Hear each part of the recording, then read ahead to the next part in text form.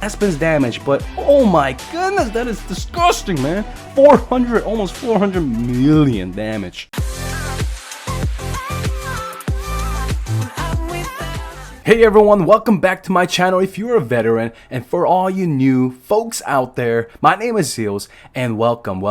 Today we're gonna be talking about Amun-Ra, and yes, she is a dark hero, and yes, she is a new hero as well. She's hard to get, but we still need to give a fair assessment of some of her PVE potential today, along with the rest of her teammates. Alright, so if you're new, make sure you consider subscribing and hit that bell notification as well. And if you guys enjoyed today's video, make sure to hit that thumbs up button to really help out the channel and support your boy. And alright guys, we do have a new patron today, and he's gonna be my second Magnus. Thank you so much for your support and welcome to the club. Here's a fist pump right at you. Bam! Alright, I think that was pretty proper. So we're gonna go directly into the Amun-Ra clips, courtesy to my boy Joji. Now, if you wanted to see some full PvE action for Penny, make sure you check out my Penny video as well. You guys really love that new Fortress hero. I'm gonna talk more about her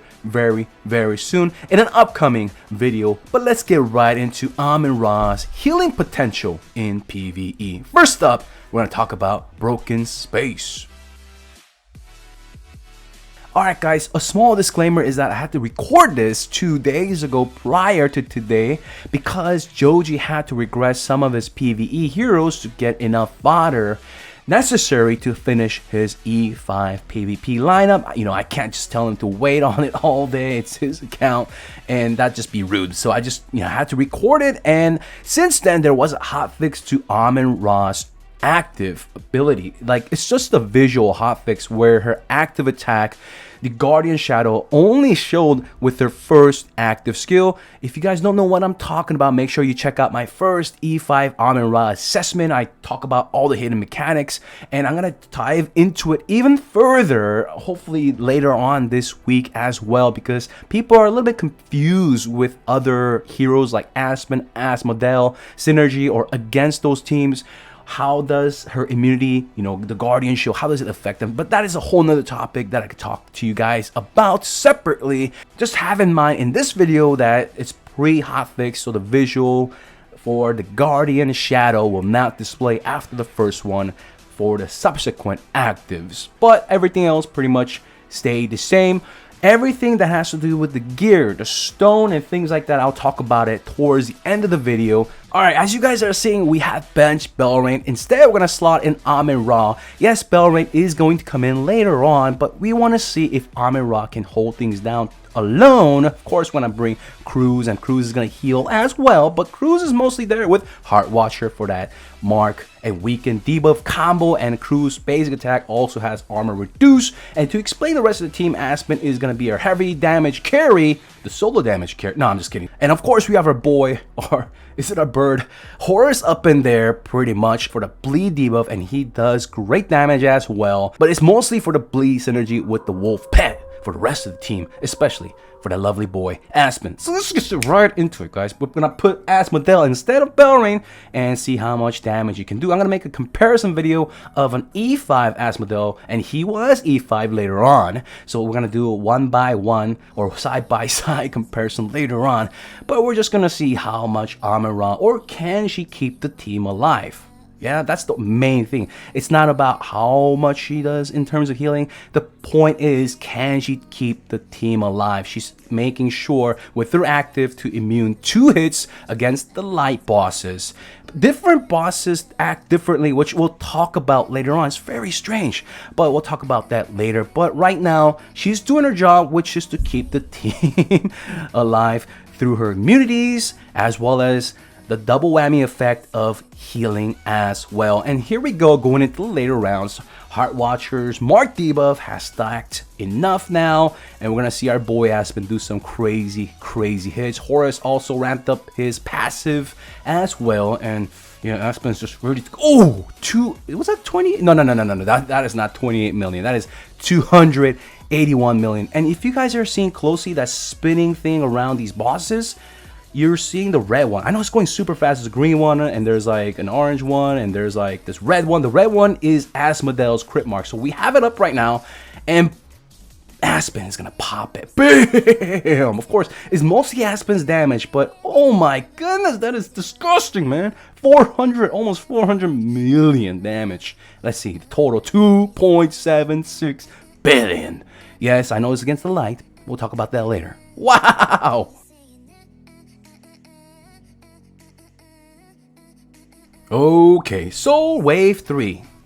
Next test, Amin-Ra. Can you keep the team alive against the wave 3 of the light bosses? Let's see. Let's find out. My prediction was no way, right? But in wave 3, they do a lot of damage, these light bosses, right? And we only have Heart Watcher for the attack reduce, and as you're seeing, almost 2 million heal. Oh man. So Amin-Ra is able to top them off. Yeah, top ramen. Anyways, awful joke, sorry. So Amin-Ra is able to heal them back up, right? They're getting low, but the active comes right in. And here we go, because we don't have a lot of attack reduce, they're able to heal back up. And if you did have like an E5 as model, right? You can make sure that he's alive, right? He might die here. It looks like he's gonna die, right? But if he was E5, he'll be fine. And Crew's also helping out, of course. Let's, see if our boy Aspen can do a lot of damage. Of course, we're gonna bring Dark Heroes to do more damage against the light bosses. But we're gonna also bring our boy Aspen against the Abyss boss as well and see the big, or if there's a huge difference. Of course, there's gonna be a difference. Here we go, last active, but Amin-Ra does surprisingly decent amount of damage as well, like into the 150 to 200 million-ish plus territory. Let's check it out, 1.3 billion, and Amin-Ra 175 million against the light wave. Not bad at all. Yeah, look at that healing. Woo!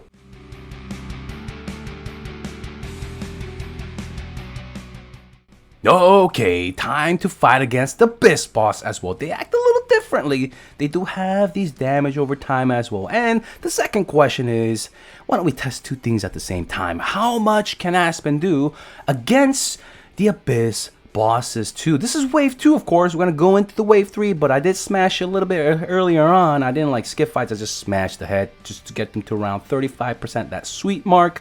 And prior to there, Asmodel would do more damage than Aspen, but after 35%, there's nothing touching Aspen, right? Of course, except for the multiple scaries. But here we go. Can Ramen keep them alive, even though the Abyss bosses have a damage over time, which cannot be immune? And the answer is, against wave 2, it's still safe. We're still safe, boys. Alright, so Heart Watcher, wrapping it up right now, and it's done. It's ready. Microwave ready.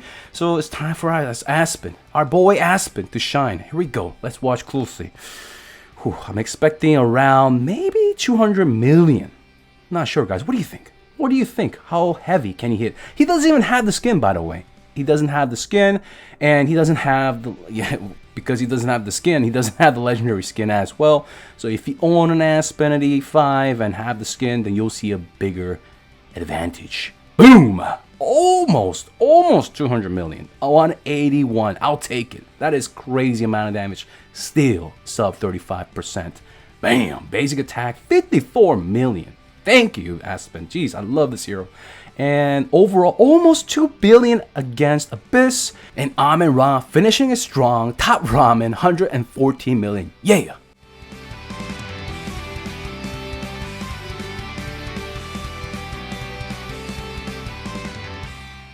Okay, focus up, team. We have the wave 3 Abyss time. This will tell everything. Watch the active attack from these bosses. Kabam! So heal, and bam! No heal, no immunity from the second active. That means that one active from the boss pretty much consumes both layers. Yes, Aspen also do this in PvP. There are some PvE bosses that also consume both layers, and it's good to find out today. That's why I'm here, your boy, Zeals. And that is why Amin-Ra will struggle a little bit more against the wave 3 if your team is not completely at least E3, like that Heart Watcher. Even Asmodel is struggling. So pretty much, yeah, we're gonna need Belrain back up in here, and it's also gonna be nice to have a side-by-side comparison as well. But we're starting to lose some folks. But I just wanted to showcase that one active from the Abyss boss eats both layers. We still did 1 billion damage with man down early. So we have Belrain in here and 2 points, almost 2.1. And Aspen still can kick butt against the last wave. Alright, look at the healing comparison. Ignore Aspen, right? But look at Belrain. We have Cruz and Amun-Ra. I mean, pretty close between Amun-Ra and Belrain. All three of them fighting for the heals, right? But don't let this fool you. Amun-Ra still immuning one active, which is pretty big. It's still pretty big, and Belrain alone instead of Amun-Ra would not have healed the team up. She would have had difficulty because her basic attack is random, and yeah, it's pretty unreliable. But yes, Ormus can kick Amun-Ra's butt here, but if I had only Belrain and Cruz, I would still lose people without Amun-Ra. Or the same case scenario with just having Amun-Ra and Cruz as well. Aspen did good work there. Let's see what about the next fight. Can he do some more damage? We have established the healing situation here. Alright, so let's see what happens next. And I'm pretty much gonna, I think, just skip forward. Yeah, after seeing a couple of rounds, yeah, that's pretty much what's gonna happen. Wolf active, and everyone is alive now with Belrain, right? And we have Heart Watcher, pretty much, she's staying up there at a 10-star, and she has a damage reduced artifact. She's using 2-piece armor, her accessory, as well as her weapon for the HP bonus, and she has the assassin set for the max HP with the HP stone. I think, was it HP stone or was it HP crit? Pretty much HP crit, I think. Anyways, she's built that way and she's not progressed above that, and she dies at round A, so I just skipped it, and still same, almost same numbers, 2.07 billion, right? 2.07 billion. Wow, Aspen just carrying the team. Oof, we're gonna skip this one as well. 2.26 billion.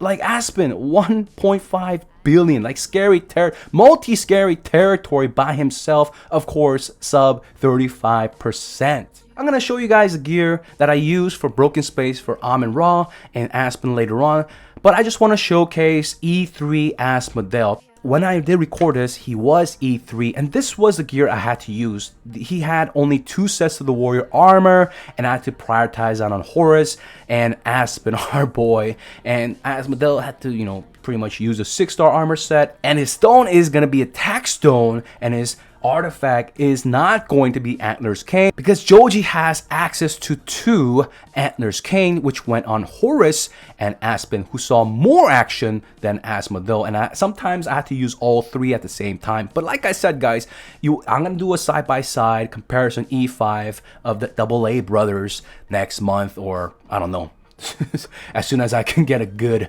decent PVE account. Once again, Attack Stone and Antler's Cane would have been ideal with the full warrior armor set. Go glass cannon, we're gonna go with the 2-2-2. Yeah. Alright, so Horus in that run was using the full warrior set, like I said, Antler's Cane and Attack Stone, which is going to be the best pretty much setup for him. And he's going to be having the 2-2-2 enabled talents, pure offensives, just like Asmodel. Okay, team, so we're going to step into the Seal Land, and we beat 11, but we're going to go into 12. We're not going to try hard it. I know for a fact we're going to smash it now that we have 2 E5 heroes.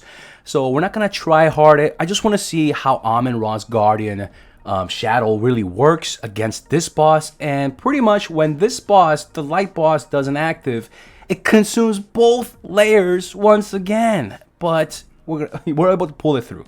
We're able to pull it through for this stage because I do feel we kind of level and gear it and outclass it because of Amun-Ra, and that shield really does help, even if it's only just 1 active from the boss. And of course, Unbending Will is gonna prolong Aspen long enough so that the boss is low enough HP for Aspen to heal back up. Right here, you're gonna see that Unbending Will, bam, wait, actually, bam, here we go, and with a nice, smooth, buttery finish.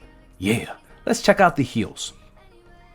Where's it at? Yeah, pretty good, right? Pretty good. Not bad at all. Alright team, so this is going to be pretty much the setup that I'm going to show you guys for Aspen and Amun-Ra in both Broken Space and Seal Land. I hope you guys enjoyed today's video and had some fun and learned something out of it with Amun-Ra's Guardian Shadow effect. Should we report this to the DH games? Is this how it's supposed to work? But if you guys liked today's video, make sure you hit that thumbs up button and make sure if you're new and you're not subscribed by now, make sure you subscribe as well. And leave a comment down below what you think. Do you like her? Do you not like her? Anyways, hope you guys enjoyed this video. Love you guys, and I'm out. Peace.